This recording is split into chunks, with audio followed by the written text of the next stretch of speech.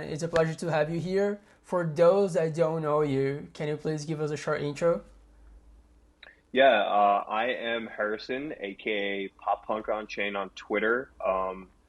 I'm the co-founder of Gaslite, which is the first gas optimization auditing company. Yeah, I mean, I'm basically like the gas guy on Twitter. If you've ever seen, the words gas bad, that was essentially created by me and by Gaslight. And yeah, we're just, a company that really hates gas and we want to make gas prices lower. Beautiful. Yeah, I like the gas bad. I think you should trademark it for sure. I don't know if that's possible, Yeah, but I think we might be doing something like that. I don't know. I mean, I know we have like our LLC. I think we have trademarks for the word gas light, and I think we should probably, if we haven't already, I'll tell my co-founder to trademark gas bad, yeah, that would be such a cool move. gas bad TM. Yeah. And speaking of Twitter, you're kind of like the king of shit posting. It's pretty much made your Yes. business. I mean, besides the actual skill of the gas audits, and I think it's you have a beautiful balance of doing shit posts and then suddenly doing like a serious post about some shit. And it's one of the things that like keeps me entertained because I look at like, something you post, I was like, oh, which one is it this time? Like, is it just like a shit post or something that's actually like I should pay attention to? Um, Yeah, I mean, it's interesting. Like, I really found like a happy medium between that because like essentially I've really only been on Twitter for maybe 8 to 9 months. And I really started out by just tweeting like really informative stuff about like gas optimization. Um, and then I just like randomly was like, what if I could like be funny on Twitter? What if I didn't have to like put so much time into this app to like, find a smart contract, write a review on it, or write some like demo contracts and stuff? I'm like, what if I could like still grow organically on Twitter, but have fun doing it? And that's where like ship posts come in. Basically, like none of my ship posts are really planned besides like the videos and like that random stuff, but it'll be like, I see something hot at the time, I craft a tweet, and we just see what happens. And the funny thing is, 90% of the ship posts get deleted within like a minute, and nobody ever sees them. So you guys really only get to see the ones that do well. oh, so like you have a little algorithm going. You're like, oh, let's see how this fares in like the first 10 minutes, and if it doesn't blow up, you just like, cancel it. Pretty much, yeah. It's like embarrassing to say, but like I've learned so much about like Twitter and the algorithm, more than NFT God. That guy's a moron. Don't listen to anything he says. But like there's like really like simple things that like could really help you grow on Twitter or could like actually hurt you. The hurtful stuff is don't use any slurs and stuff. Like it's pretty generic. Replying to people has no fucking effect, so that guy doesn't know what he's talking about. But yeah, that's one of the things is like if your tweet just like totally bombs immediately, like just delete it and tweet it again later if you really care. I see, I see. And what are some other things that you learned, bro, doing that, posting and deleting, trial and error? Is there specific themes or like kind of emotions you're trying to list? What else did you get from doing that?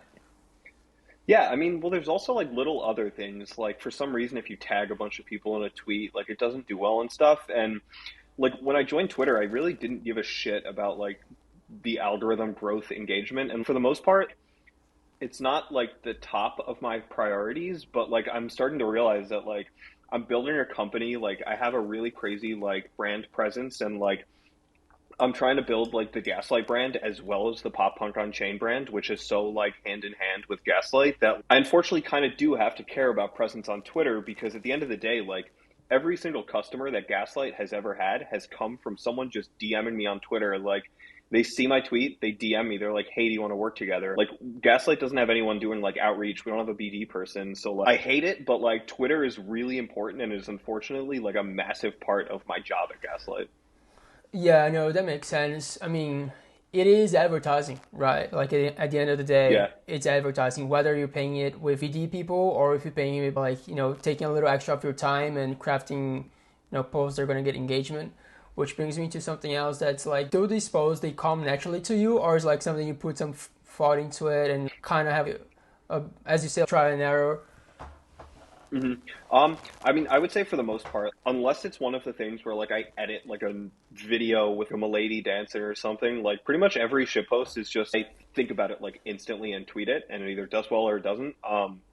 my girlfriend can attest to like we'll literally be like eating dinner and I'll just like pause and drop my fork and I'm like, fuck, this would be an amazing tweet. And, like I tweet it out and I'm like, hold on, I have to like refresh it for a minute to see if it stays. And she's like, you've got to be kidding me. But I'm like, this is part of the job.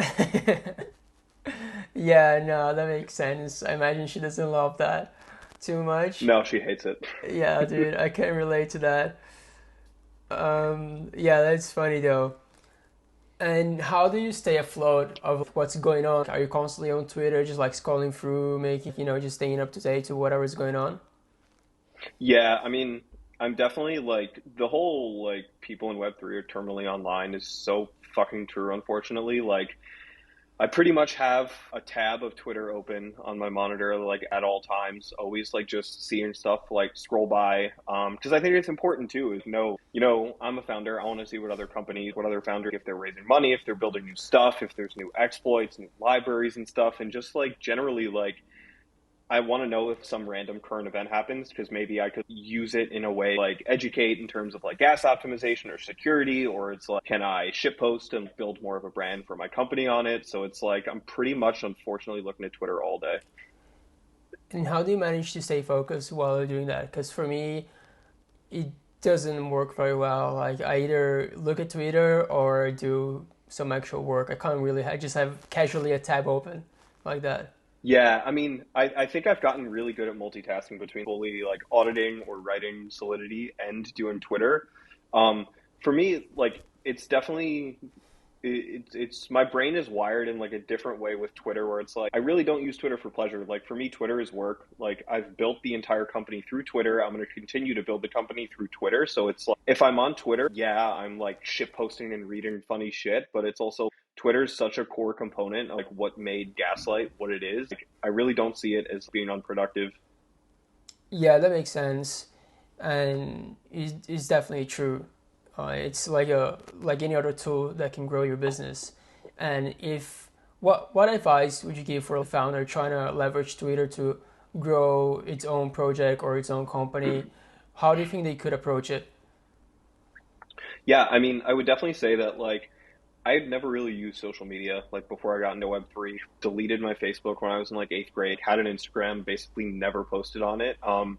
But then I like Twitter, and like as soon as I got into Web3, I joined Twitter, and I just saw how like profound of an impact it is to be like, wow, like there's literal. I didn't understand the concept of there's like, quote unquote like celebrities like within crypto Twitter. There's people with a million followers, and that's when I realized every single company's on Twitter. Founders are on Twitter and stuff, and it's like I noticed it the most when I was building Gaslight, and it's like the effect that Twitter can have on your business. And even if you're not tweeting out really profound stuff, it's just like putting your company or your name on the map and building like a presence. So it's like there are so many companies that like I'll randomly stumble on their website like somehow, and I'll be like, oh shit, like I know this founder, like he's on Twitter, like I've seen him on Twitter, he likes my tweets or I follow him or something. So I think that, my advice is that social presence, like as much as people might not want to have a social presence, I think Twitter is really important for, the industry that we're in. Yeah, yeah, I agree with that. And of course, you have your own Twitter strategy, you have your own sense of humor and the way you approach things. Is there any advice that you could give someone trying to figure that part out for them, what kind of suits their style? Yeah, I mean, I would say to be as authentic to yourself as you really are. Like, I'm pretty sarcastic. Like, I'm not that serious of a person in person. So I'm not going to be that person on Twitter. Like, I have no problem making wild shit posts, like calling out the CEO of Certic to a boxing fight. Like, I'm going to be the same person as I am, on the timeline as I am in person because it's easy to just be your authentic self. Yeah, I think your Certic posts are hilarious. They always make me chuckle a little bit, and I actually love to see the boxing fight. I feel like that would be that would like It'd get be insane hysterical. engagement. That would be like better than Elon versus Luck. I know it is so funny. I don't know, like I really started the Certic shit like as a meme, but to be completely honest, like they really make a joke of the entire security industry and like I mean if we want to talk about Certic, I could go on about Certic all day. Yeah, I mean you can go off, dude. I'm also not a big fan for probably the same reasons. Yeah. So it's like the thing that like really bothered me is there's a couple things. So the first thing is like they make the defense and they've like, quote tweeted like the same article to me a couple times where they say that, you know, Certic has done substantially more audits than all these other, you know, firms, so it's expected like the ratio will be even. Like they've done the most audits, they should have the most exploits, but you know, you can spend 20 minutes going through their completed audits, and it's not an exaggeration to say almost half of them are just like 1 to 10 line ERC 20 contracts. So, like, that number is heavily bloated and inflated. And I definitely don't agree with the fact that they're taking, you know, probably $10,000 to audit one line of code. That's ridiculous. And they put their shitty stamp of approval on it. So that part I don't like. The other part is it really goes back to the whole Z Casino thing where that company Z Casino tweeted like a really offensive meme, and then people made jokes like, "I can't wait till you get exploited," and they're like, "Good luck." And then the next day they disclosed a vulnerability, and that was really that Certic basically did their audit and marked this vulnerability as informative, which it definitely wasn't informative, which I'll explain why. But if they had marked it properly as probably a high or a critical, the company definitely would have fixed it. And this really boiled down to in their betting app, if the chain linked VRF didn't receive a response, if gas was too high for, they had it configured to 200 blocks. If gas was too high for 200 blocks, the person could refund their bet. So essentially, Certic said that this could happen if the blockchain was busy, which is bullshit because all someone would have to do is actually like stage this attack. And we did some calculations, and on Polygon, it would cost about $6,000 to essentially inflate gas for 200 blocks. And you could pay $6,000 to always be able to refund your bet if you're not winning. So essentially, you're winning every single bet. You just have to have a little bit of capital to make it so that you can, you know, only win and not lose. So to me, that sounds like a high or a critical because, you know, it's really obtainable to do that as opposed to just the blockchain being busy. But Certic decides it's just informative. So, I mean, yeah, they did think of it, but it was not presented accurately. Yeah, I think the big sin of Certic is not necessarily doing bad audits, it's setting false expectations.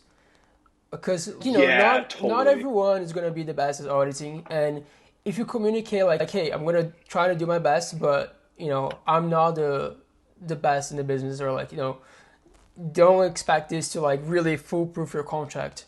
That's understandable, right? But that's not how they're marketing. That's not how they're like going around selling their business. They're like, yeah, this is a step of approval that your project's safe, and that's like what gets me. It's like very misleading, especially with the quality of service that they're offering right now.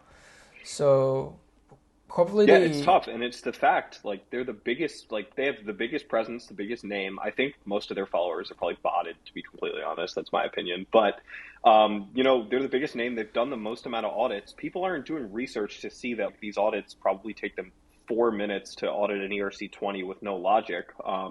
So a lot of people are going to them, and yeah, I don't know. I mean, like there are so many other firms, solo auditors specifically, that work really, really hard, put time in, that I think deserve audits over Certic, to be completely honest.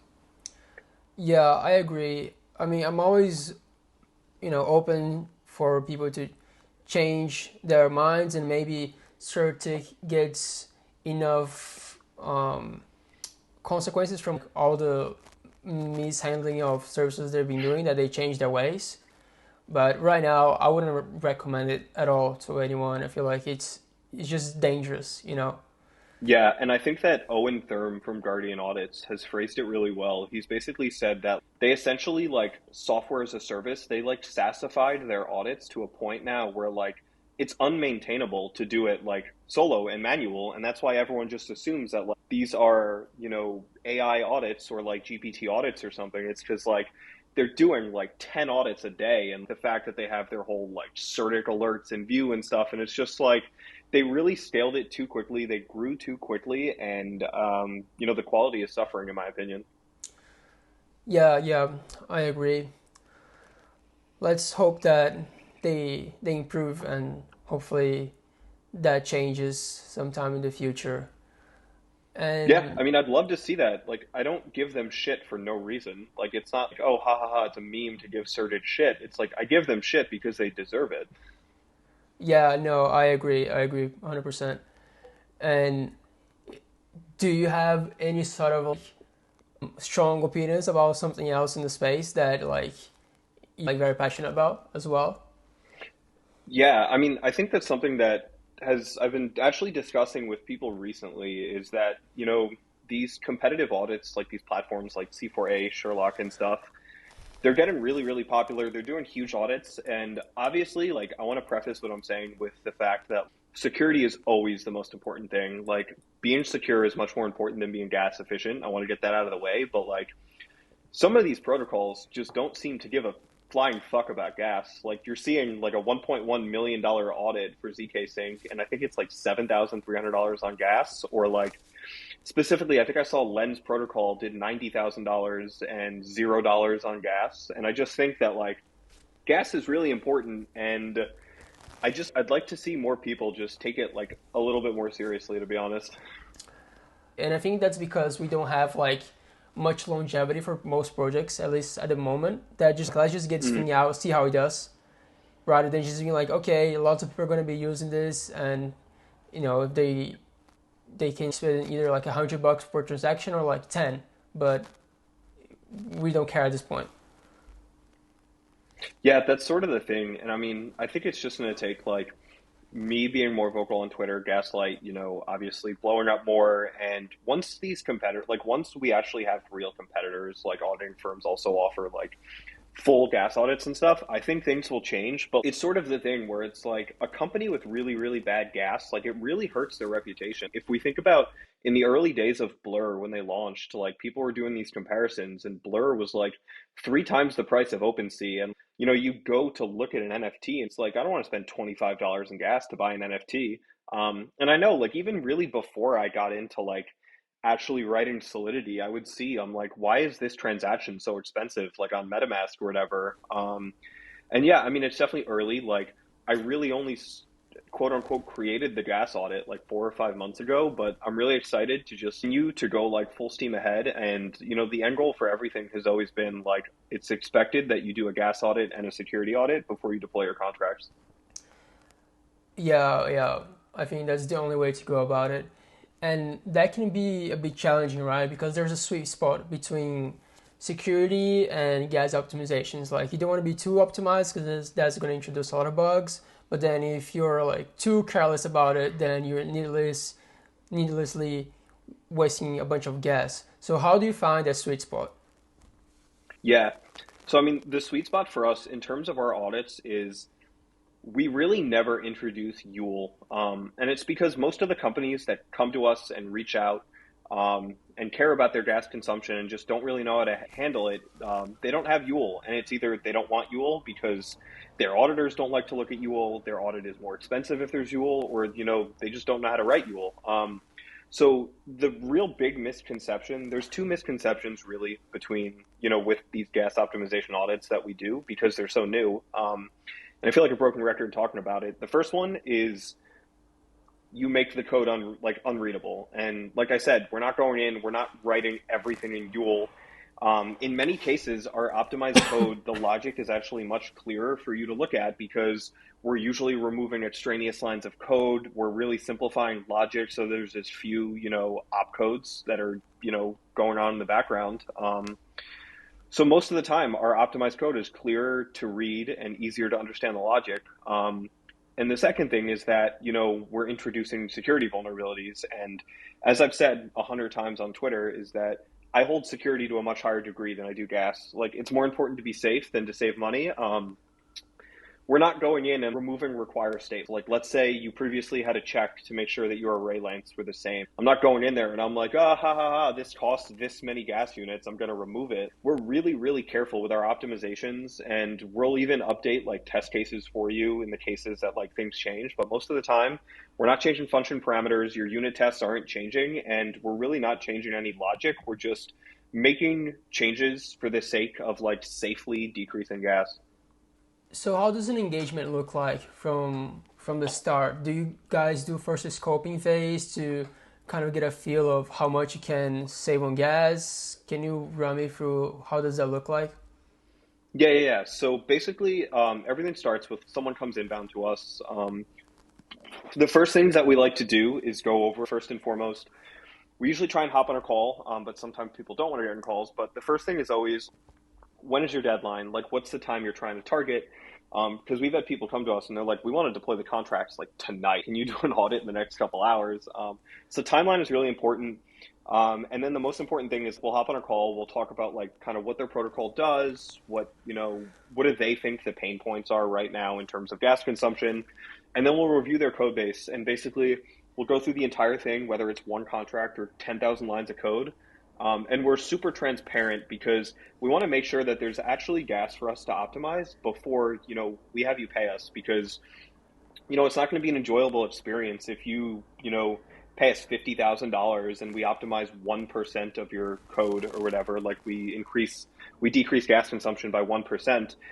We usually try and target like around 20 to 25%. If we don't think we can save like on average a general 20 to 25%, on gas consumption, we usually won't bother with the engagement. But yeah, so then if people are down with that, we have two different pricing models. The first one is basically flat pricing. Usually goes anywhere from $8,000 to $10,000, anywhere up to $100,000, depending on code size, all of that stuff, the duration.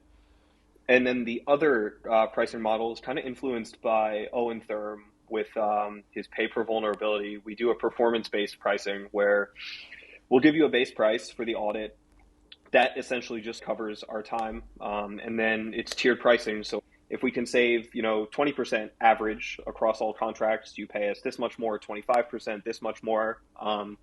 We think that pricing model will probably be the more common one over time. But right now it's usually just like flat prices, flat audits.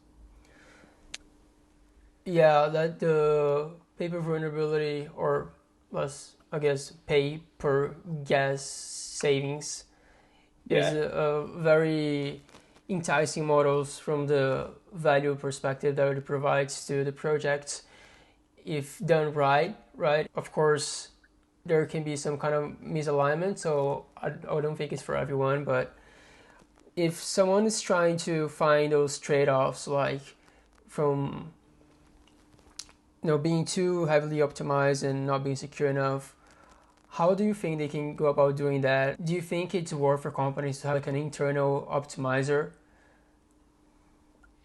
I mean, it really depends. Like, obviously, there are like just Solidity devs that naturally write really optimized code.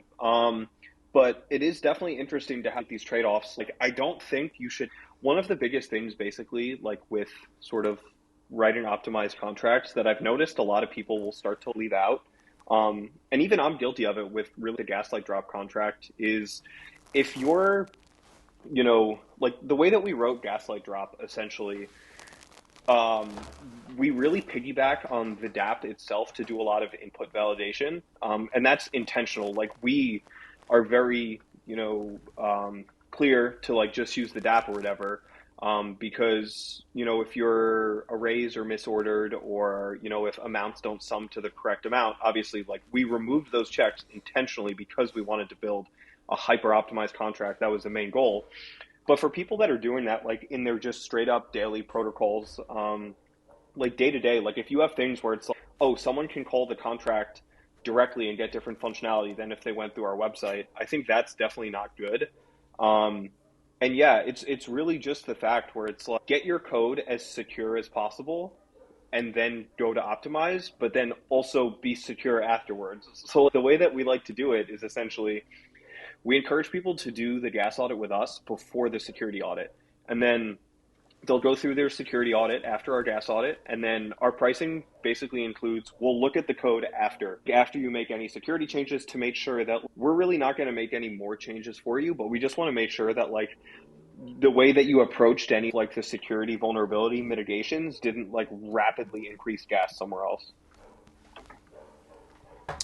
Yeah, that all makes sense. Um, and it's kind of funny because you kind of came out of nowhere with this sort of obsession for gas. You just started bashing everyone on Twitter like your gas is stupid. What ignited your obsession for gas optimizations? Because for me, it seems so random that I don't really understand it. Yeah, I mean, so it's completely random. Basically, I started like my first professional job writing smart contracts, I worked at Magna for almost a year where I led protocol engineering and we wrote like vested airdrops, token distribution contracts. And when I joined, I went over all of the previous contracts that were written by like interns and contractors and just I wanted to refactor them. And at this point, I really didn't care about like gas optimization. It wasn't a thing. But then I just started to realize I'm like, okay, I rewrote this function and gas used to be this. Now it's this. So it got to like a weird obsession with the gamification of making that gas number go down. And I realized at that time, like there really weren't that many resources about gas optimization online. Like Rare Skills had a little bit. There were like random like Medium articles or like GitHub gist. There really were no Twitter accounts devoted to this. Like Optimizer would talk about gas sometimes. He has the name Optimizer, but like I decided I'm like, there's really no one talking about this specific thing that I would like someone to talk about, so I'm gonna do it. And it worked. Like I went from like 0 to 10,000 followers in a couple months, and I'm just like, people always cared about gas, but no one made a really really big deal about it. And then started saying gas bad, stuff started taking off, and then it's like these companies are reaching out to me asking for me to do audits for them, and I'm like, I guess I just continue this obsession with gas because it's so much fun. Like it's I basically turned two words into literally like my dream job, my dream company. Like I'm my own boss. It's amazing. Yeah, such a cool story. Although I'm not sure how much it can be attributed to actually gas or just your shit posting skills. Yeah, I mean, I think that like I am decent at gas optimization, I would like to think. Obviously, like the Twitter, like being good and like snappy and stuff helps. And we've had some crazy performances with customers. Like with Radiant, we were able to optimize a lot of their functionality, like up to 88% to the point where they were able to go from an L2 to actually deploying on ETH mainnet, which is amazing. But yeah, it's just like a healthy balance of like shit posting and promoting my company, building my personal brand, my company brand, and actually, writing code. Like most people probably don't realize that I probably work like 14 to 16 hours a day, like almost every day. Like the only exceptions to that are like when I'm hanging out with my girlfriend, but I'm pretty much working all the time. I'm on Twitter all day, but we're pretty much always constantly 100% booked with audits. Like at any given time, we usually have one or two audits going on. And then if there's no audits going on, I'm fucking around writing my own smart contracts, working on things that are like going to come out in the future for Gaslite. You touched on two things that I really wanted to highlight. One of them is enabling L2 projects to become L1 projects. I think that's super cool, and the more projects can do that, the better it is.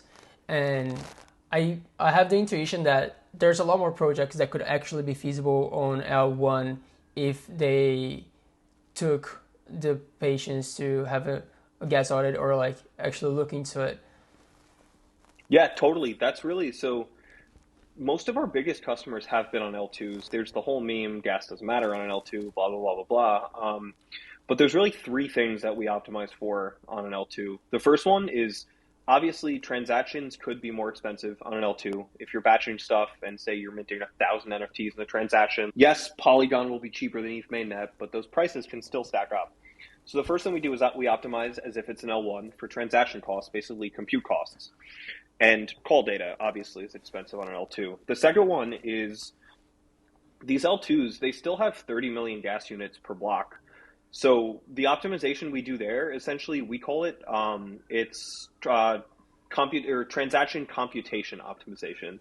So we want to make sure that like you're getting as much as you can in a single transaction. And the example that I always give to this when I'm talking to people, say you have an NFT launchpad on Polygon. Do you want to be able to batch mint and airdrop 100 NFTs every time you sign a transaction or 2,000? Like, obviously, you want to do as much as possible. And we really think that comes down to like really it's like direct user experience optimization because people can use your DApp and they can do as much as possible with, single transaction signing. And then the final thing is what you touched on. It's optimization to see if your protocol is feasible on, an L1, on ETH mainnet. And as much like I love Base, I love Polygon, I love all these L2s, but if you can be on ETH mainnet, you definitely want to be on ETH mainnet, and it's because the liquidity is on ETH mainnet. Like you're not going to get brand new people to crypto to onboard like really to like your L2 app because you have to tell them, cool, like you have to buy money on Coinbase, send it to your MetaMask, then you have to bridge it and swap it and shit. And it's like nobody wants to do that. Like realistically, if everyone could be on ETH mainnet, and let's say you take gas out of the equation, whatever, like everyone would want to be on ETH mainnet. Yeah, I agree. I feel like that's a very important point. And if you can be in all chains, right, just why not? And if you just kind of like don't think of Ethereum as the L1, you just like, the main chain where most shit happens, you want to be there. That's like the main place where everyone is at. Mm-hmm. Largely because of things you mentioned, just like ease of use and Yeah. everything.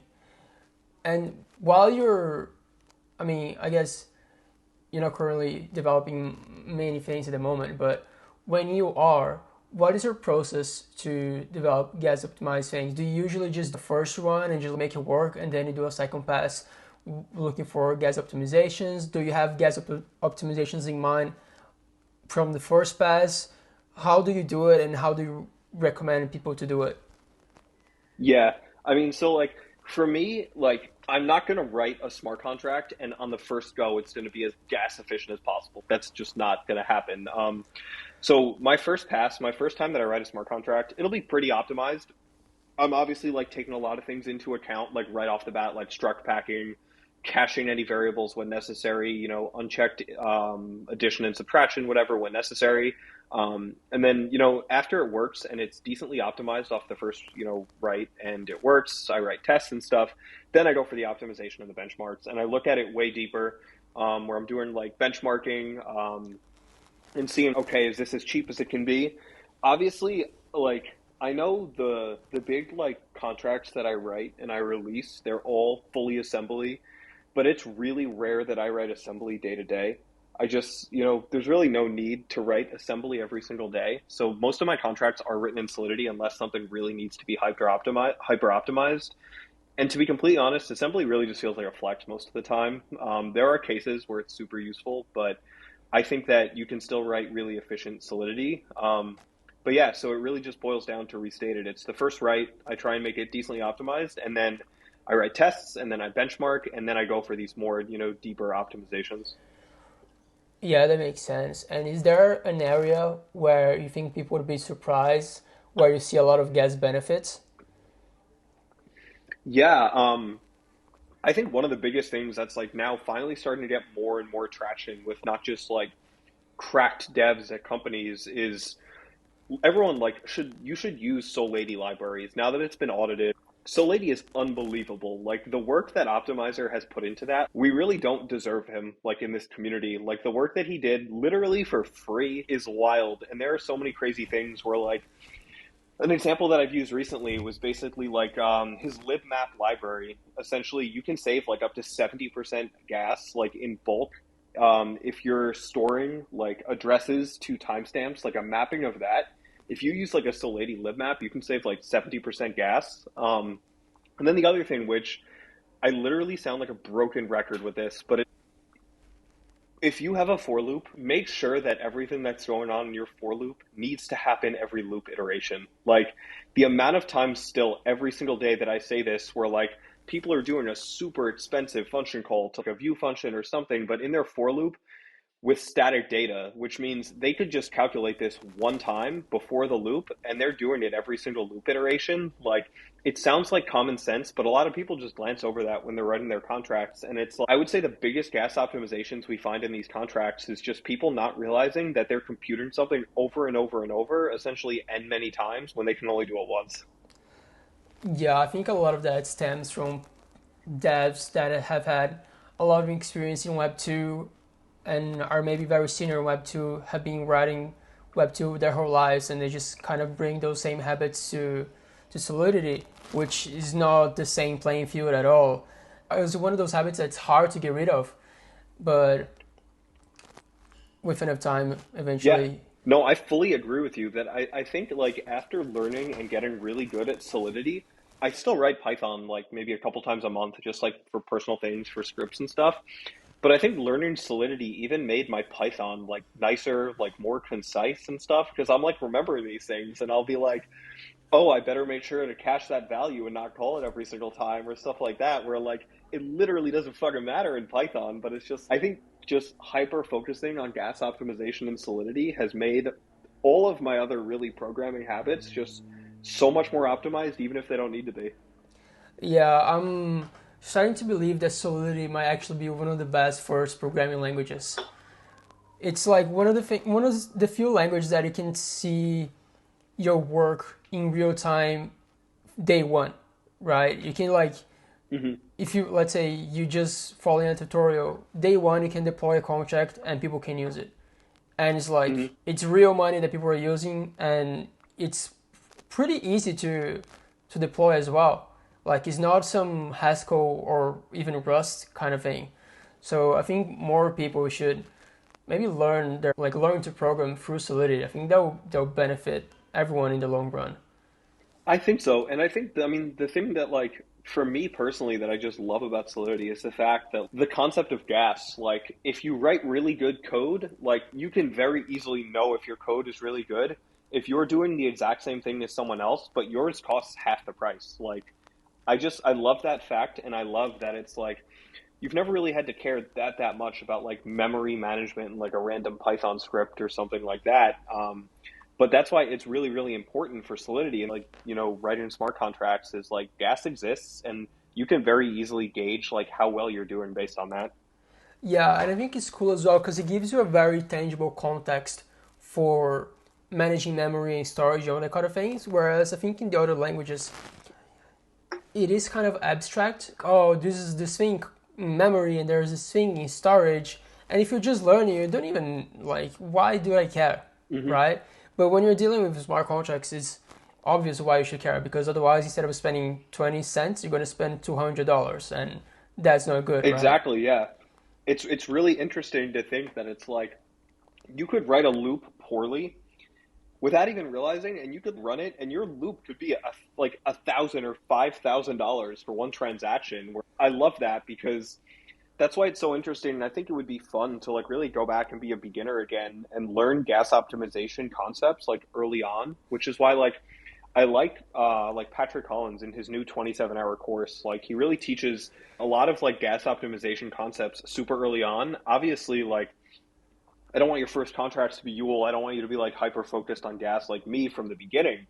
But it is interesting to just know how the EVM works. Like people just jump right into Solidity really without learning too much about how the EVM works, how like memory is managed and like state and stuff and like what some of the opcodes do. And it's super important, more so than any other language, to really know how your runtime works in Solidity. Yeah, yeah, for sure. I love Patrick Collins stuff. He's fucking amazing. The Yeah, quality he's a and goat. consistency of content that he puts out is unbelievable. It's out of this world. Yeah, I can't even imagine how long like the 27-hour course actually took him to make. And I show that course to everyone now, and it's definitely not because I'm a guest in it. It's totally for other reasons.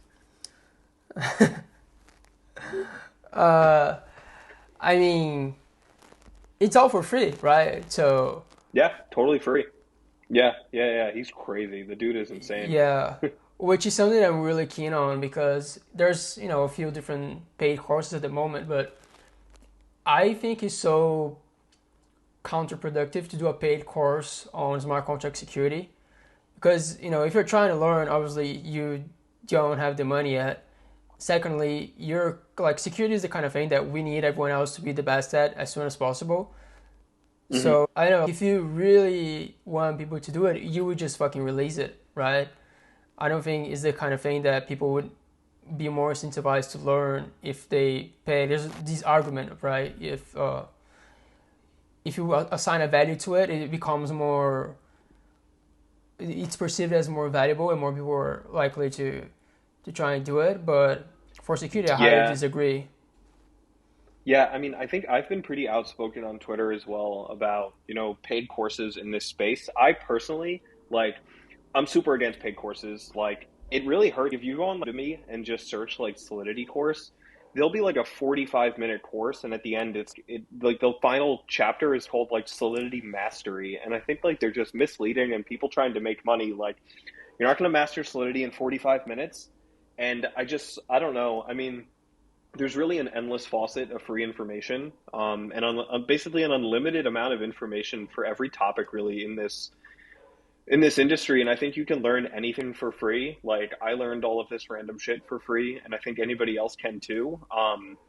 I will say some people do make an argument where it's like some of these paid courses have nice rigid structure and you can, follow them easily and you don't really get distracted. But I think I'll always pretty much be very anti paid courses in Web3. Yeah, and maybe the main benefit of having one of those is the structure. Sometimes you don't know what you need to know, but it's not that hard. Like just start from the start. Like, okay, how do I deploy something? Then Hmm. just Google it, and then just keep Googling whatever question comes up, and that's the structure you need. Just trying to do the simplest thing, and then trying to do the second Hmm. simplest thing. But I'm really keen to see the next courses he releases. I think he's gonna end up monopolizing the whole pay course industry. Not monopolize, but like ending it because his content is gonna be better, and there's gonna be no need for the pay courses to exist. Yeah, I gotta know. Like, it seems like he has more than 24 hours in his days. Like, the amount of stuff that he's just like putting out. He's got Cypher and he's got the courses. Like, he's doing some crazy stuff. Yeah, it's actually ridiculous. I think he must have some like really heavy ADHD. I don't even know how it's called, but like one of those uh, psychological things that like make you on all the time. I have a few friends like that, Yeah. and they are always on. They can get shit done all day. There's no. It's almost like they're on coke all day, basically. It's just like let's go, let's go, let's go. That's So hysterical. yeah, yeah, he's the best. He's like such a blessing to the space. And but you also work pretty hard hours as well. How do you manage to do that? Yeah, I mean, so it's crazy because like people are really surprised to know that like at all the other companies I worked at before I got into Web3, I was like just a super generic software engineer. Nothing stood out. Like when I was at Gemini, all these companies really. And like Web3, and as soon as I got into Solidity, it was really the first time that like when 5 o'clock hits, like at these other jobs, like I wouldn't look at Slack, I wouldn't look at any app. Like I didn't care about work after when I went home.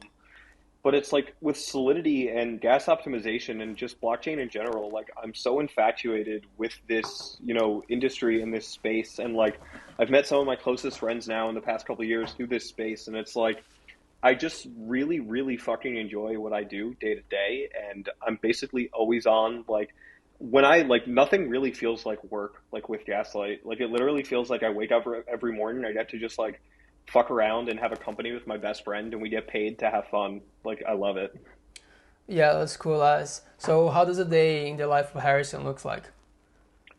Yeah, so I pretty much wake up at like 8 or 9, walk my dog, feed him, and then me and my co-founder, we live 4 blocks away, but we meet basically in the middle at this coffee shop every morning. We chill there, talk to the owner, drink coffee, catch up on random shit for the first like hour of the day.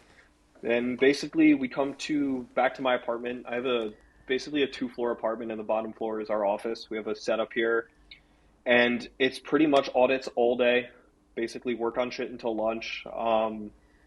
And then audits basically all night. Like I'm always working. Like I said, the only time I'm taking a break is like when I'm hanging out with my girlfriend, and there are some times where I'm like, "Would you mind if I like pull out my computer?" And she's like, "Don't do it." Yeah, I can relate to that as well. Um, how like for me, at least when it gets late, I find it really hard to work on more challenging problems. So I reserve my late hours for just like more chill kind of work, like emails or replying to people. But it seems like you're doing audits until forever. Do Yeah, you? I find myself more productive late at night. Like it's quieter. I mean, I live in New York City, so it's usually always loud, but it's like less loud really like late at night. My dog is kind of like toning down, like getting ready to go to sleep, and I can just focus really, really well in bed. Basically all day I have a 49-inch ultra wide monitor, and then basically as soon as it like gets dark out, I'll just switch to like my laptop on the couch and I'll just crush through audits or write smart contracts or just read new stuff. I don't know why I think I've always found myself way more productive at night. Like even in college, I would do all of like my CS labs and like problem sets and all of that stuff just like turbo fucking late at night. Yeah, there's always this kind of like nine people that seem to have. I mean, I can relate to that to some extent as well. Sometimes when it's really late at night and everything is just so peaceful, it just kind of like a magical few hours there that nothing bothers you. You're just like in the zone. And it's so funny because you don't really realize how much of a difference that makes throughout the day.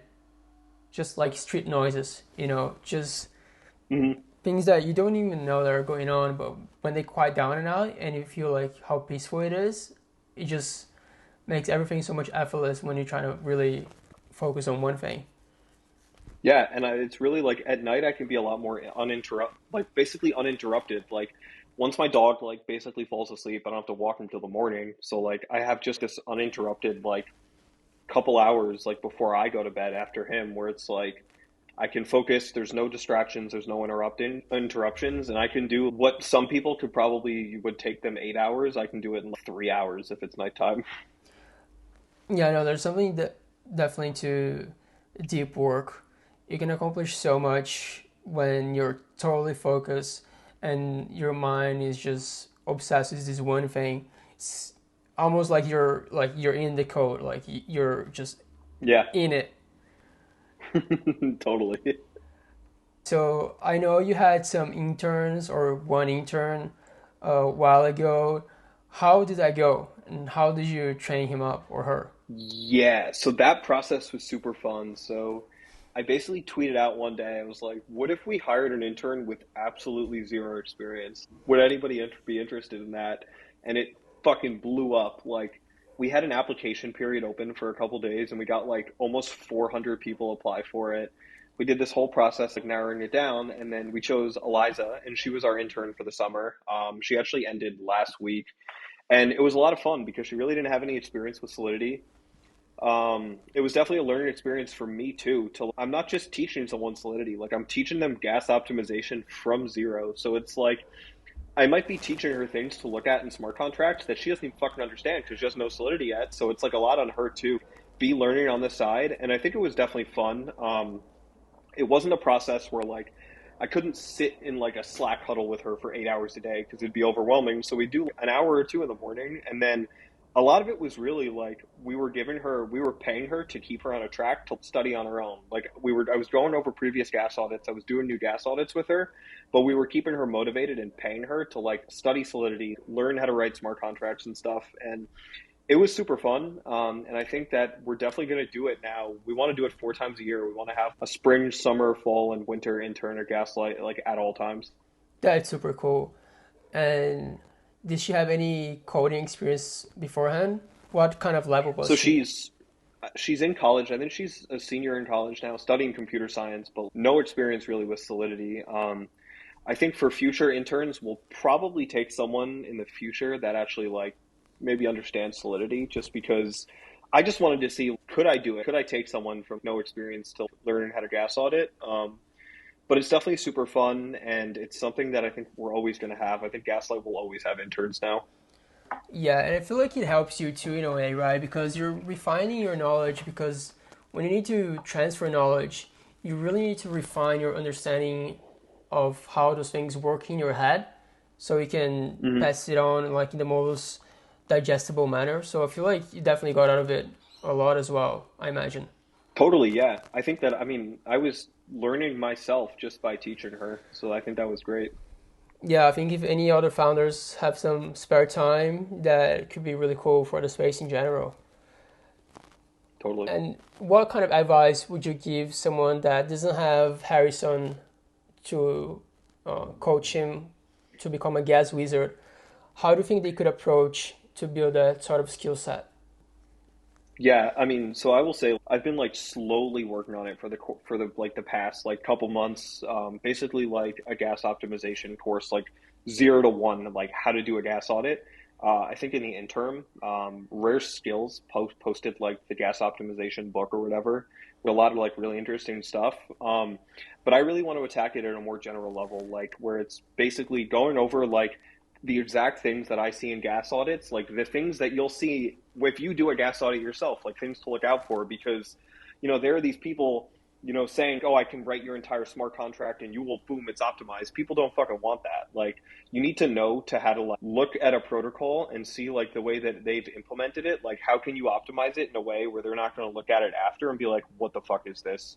So that's really what like the Gaslight course is going to be. It's really going to be how the fuck do you do a gas audit? Like from 0 to 1, the exact things that you need to know for it. Because at the end of the day, we basically created the gas audit. We've done more than anyone. We've spoken to hundreds of protocols talking about their interests and their needs for it. So, I mean, I think our course obviously will hurt our business because more people will be doing audits themselves. But at the end of the day, the goal has always been like, I don't give a shit if there's 100 companies doing gas audits and Gaslight has the least business out of all of them. Like, I just care that everyone has efficient code. That's such like a paradoxical thing and such like a nice thing of you as well, because I believe the more type of those things, like the more type of free value put out in the world, like it definitely comes back to you in some way or another. So I don't think that's gonna hurt your business at all. I feel like somehow it's gonna help your business in the long run for sure. And it's something Yeah, I very, mean, probably. yeah. And this aspect that you mentioned that is not simply as just like rewriting their code and making like super gas optimized. Is understanding like you need to optimize their code and not make like just a rewrite basically. And that takes some kind of skill and understanding of context and just even personal relationships, because if you understand how their head works, you kind of understand what kind of optimizations they're looking like. Yeah, totally. That's, I think, a really like important thing that you mentioned is at the end of the day, like you want to optimize their code. Like you don't want to write your interpretation of their code in a more optimized manner. Like when we finish these gas audits, like your code pretty much looks exactly the same. Like if you write it, it's just like we picked up on things that you didn't pick up on, which I think is really important. It's like you can't just turn everything into Yule because people don't want that. Yeah, yeah, for sure. And what are some of the things that excite you in crypto at the moment? Yeah, I think that the thing that like above all that has me really excited right now is like really Web3 gaming. And it's not even because I want to play these Web3 games. Like I'm interested in like the advancements that like Web3 gaming brings, and like I'm super excited to see like games that are fully on chain. Like I had a pretty viral tweet a couple days ago where it was like everyone repeat after me, token gating the login of your game and everything else is like off chain is not Web3 gaming. I'm really excited to see just like really creative ways that people bring as much of their game and like their matchmaking and all of that stuff on chain. Yeah, that's cool. I think gaming is definitely going to be one of the biggest advances for crypto. Absolutely. And I just watched your Even As podcast, and you kind of mentioned, without mentioning, the what the future holds for Gaslight. So I was wondering if you could maybe share a little bit more about what you have coming Yeah, up. yeah. So I mean, definitely, we have Gaslight drop. That's to say the least. That's not going to be the only public good that Gaslight builds, and we have so much stuff that's going to be announced with like a month or two. But Gaslight, it started as gas audits, but that's only the beginning. Like we'll always be doing gas audits, but we have so much more stuff to like. We're basically building a full company around gas and gas only. Nice, nice, cool. Excited to see what comes out. I have one stupid little question that I ask sometimes to some of the guests is that if you found a genie that could answer any question, but just one question, what would you ask him? It can be like literally anything. Like you can ask him what's the cure of cancer or when is Eve gonna hit 10K, whatever we want. I would be more curious to ask, honestly, like, what is the lowest price that ETH will be in the next 5 years. I'd be really curious to see. Is there ever a point where ETH somehow literally goes to zero? Because I think that would be interesting. Do you think you would come back up? I mean, I hope so. Like, I have a very big percentage of my net worth, like, pretty much based on ETH and Vitalik himself. But I would be super interested to see, yeah, like, I would ask, like, that's like my meme question, like, what is the lowest price we'll see ETH at in the near future? Interesting, interesting.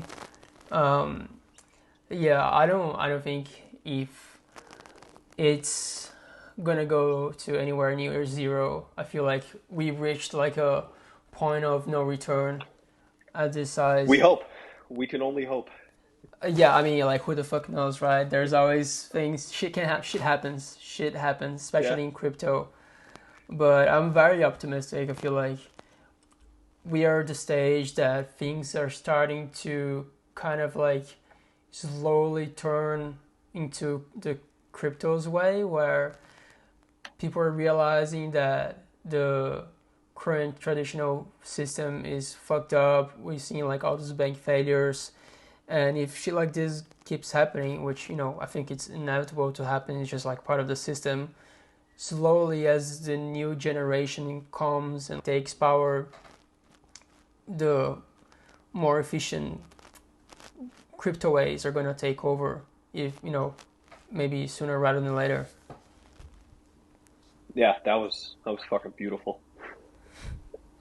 Thank you, thank you. Well, it's been a pleasure having you here. That was a very fun chat. I'm really keen to see what comes out of Gaslight in the short and long term. Yeah, thank you so much. This was a blast. It's really rare that I do podcasts. I know I've done two recently, but like I only really, go on podcasts if I like the person that's doing it or interested in topics. But yeah, this was so much fun, and thank you for having me.